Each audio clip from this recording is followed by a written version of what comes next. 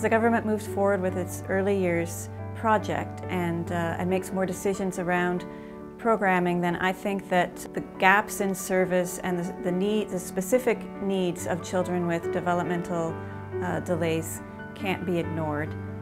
I think that most of the research and literature about children and their development shows that the first 2 years of their life is the most important time. So to have to wait almost a year to have early intervention services is crazy. I know it's really hard if a child needs speech therapy and if they need occupational therapy or they need physical therapy. I mean, this takes up a lot of your time and you almost are not allowed to work if you have to go do these things. When we are praising early intervention and we are reassuring families that they're reaching out at a good time, and it is how important the early years are, and we are effectively taking the early out of early intervention.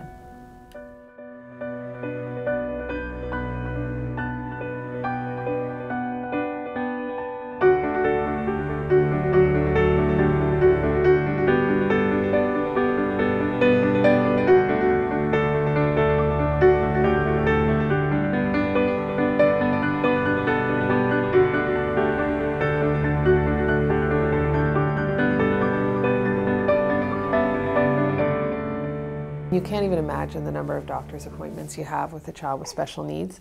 I'm sure Lucy and I were at the IWK between 20 and 30 times in the first 12 months of her life, which is pretty incomprehensible for someone with a typical child.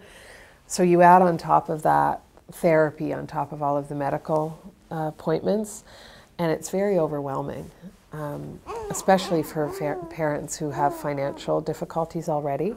You know, just the driving and the booking appointments and trying to fit it into your schedule is really tough. Yeah, so one of the biggest challenges for me in accessing services for Malcolm has been the multitude of appointments that we've had to deal with since he was born. You know, like many kids with special needs, he has a lot of medical issues on top of his developmental delays.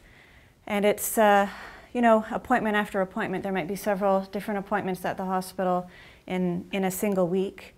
And it can be overwhelming. It can be very time-consuming to try to get there. I would really like the government to make sure they consult with the people that are working with frontline with kids with special needs in particular, so that when they make the decisions about what types of services and how that service will be delivered in the best way possible. With no duplications and a good sense of a model that will be as effective for families as possible. So that will include single point entry, family physicians and the medical team having a good understanding of the abilities of families to be able to be their own navigators and their own service providers with proper support and proper education. I think that the government needs to do a much better job of integrating all of these services so that they're easier to access and so that they're delivered to children in a more you know, natural environment.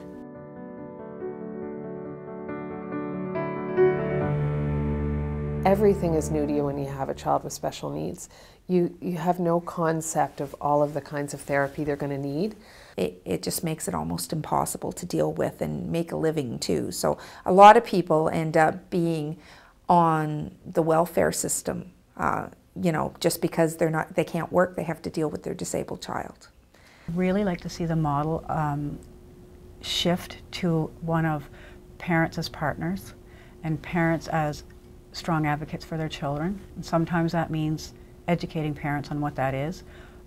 But I think that's the way to go so that the family has the skills to support their child through the lifespan, not just the early years, but it begins in the early years.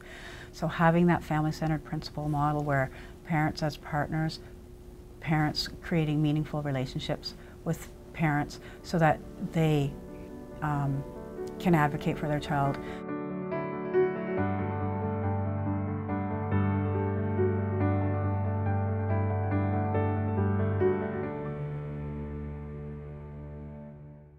And it's also sending a message that kids with one particular type of special need are somehow more deserving than other kids. So I don't think that that's something that very many people realize.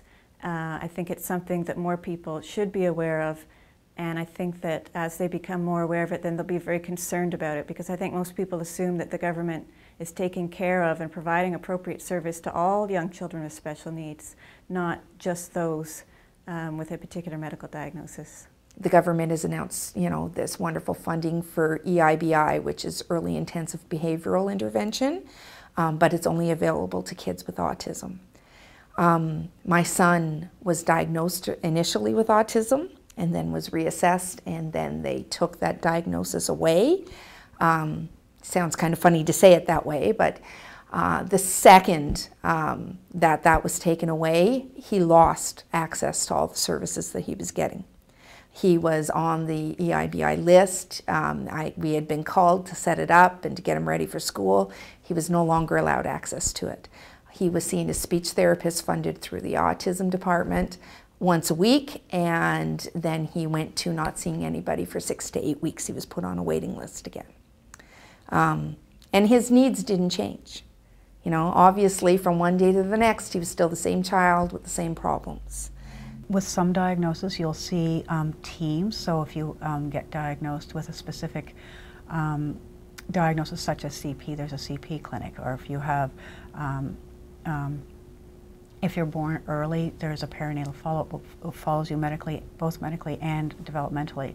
But sometimes if you don't have a diagnosis, or if you have a rare diagnosis, there's no clinic, there's no team of people that will surround you and support you. Or sometimes if you have a diagnosis, because of that diagnosis, you have access to more services. When your that child's needs may be similar to some other child's needs, but because it's not a diagnosis that has that team, then, and I think we need to all work together. If a child has special needs and requires adaptations or specific supports, irregardless of what their diagnosis is, they're no different today than they were yesterday or tomorrow. They require the same supports and the same adaptations. So diagnosis should not dictate treatment. We're not trying to fix children. We're trying to include them in our communities. We're trying to have families feel competent in their ability to raise their child in the best way they can, regardless of their diagnosis.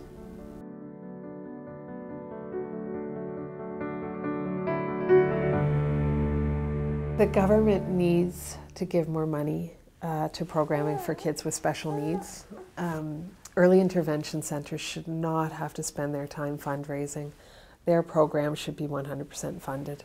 It's wrong that the core services that children with special needs rely on to do well in the early years have this unstable funding situation that's always in danger of being cut. And I think the government needs to do a much better job on that.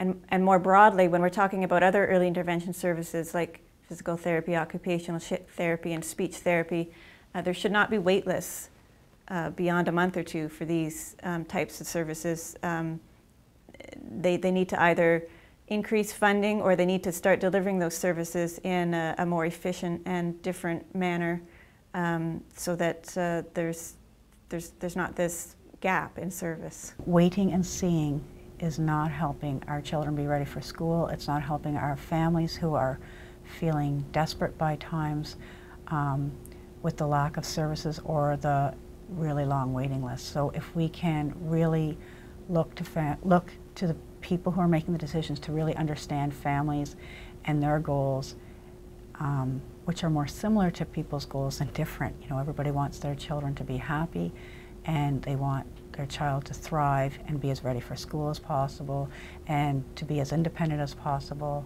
and feel secure in their community. Malcolm, my son, will be in a regular classroom when he goes to school next year, and the better prepared he is to enter that classroom and keep pace with the other children, the more that all the children will benefit in that classroom. And also, there's so many different ways that Malcolm participates, just like any child does in his own community, and the better supported he is, I think, the more enriching it is for everyone around him. I feel that it's important that children in general get treated the way they deserve to be treated, because they're our future, and there seems to be so many more children with special needs these days, and I don't think it's because there are more. I think it's just because they are learning how to diagnose kids earlier. So if government would just pour more resources into the program as a whole, they're going to find out that, you know, they're putting less money into programs for adult children in institutions, because these children will be taught to grow up and to be functional members of society.